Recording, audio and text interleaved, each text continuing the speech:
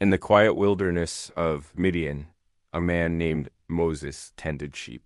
He had once lived in Pharaoh's palace, but now he was a shepherd, far from the world he once knew. One day, something caught his eye. A bush, it was engulfed in flames, yet it wasn't burning up. Moses moved closer, curious, and then a voice called out from the fire, "Moses, Moses." And he answered, "Here I am." The voice replied, "Do not come any closer. Take off your sandals, for the place where you're standing is holy ground." It was the voice of God. God told Moses, "I have seen the suffering of my people in Egypt. I have heard their cries, and I have come down to rescue them. And now I am sending you to lead them out." Moses trembled. "Who am I to do this?" he asked, but God answered, "I will be with you." Still unsure, Moses asked, "If the people ask me your name, what shall I say?" And God replied, "I am who I am. Tell them, I am has sent me to you." This moment, the burning bush would change everything.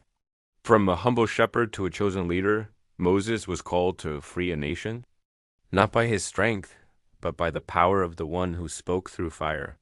For God had a plan, a purpose, a destiny for Moses that went far beyond the wilderness and the tending of sheep. He was about to embark on a journey that would make him one of the most important figures in history, the leader of the Israelites out of slavery in Egypt. But before that, there was this moment of hesitation, a moment of doubt, a moment of testing. Who am I?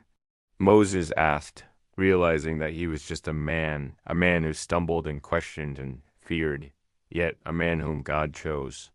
In that moment, surrounded by the fire of the burning bush, Moses made a decision.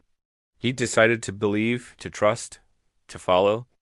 And so he left the flock, took off his sandals, and stepped into the fire, not literally, but figuratively, into the unknown, into the wilderness, into the adventure that God had planned for him.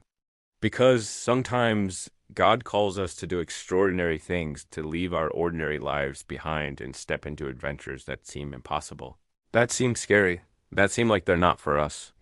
Yet when God calls, when we hear that voice like Moses, when we see that fire like Moses, when we feel that pull like Moses, we can't just stand there and wonder. We have to respond. We have to take that step of faith. We have to believe that God is with us, that God will help us, that God will guide us.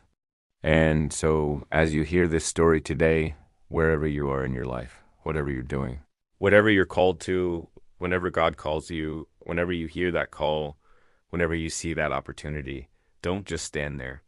Respond like Moses, believe like Moses, follow like Moses, because when God calls, even the wilderness can become holy.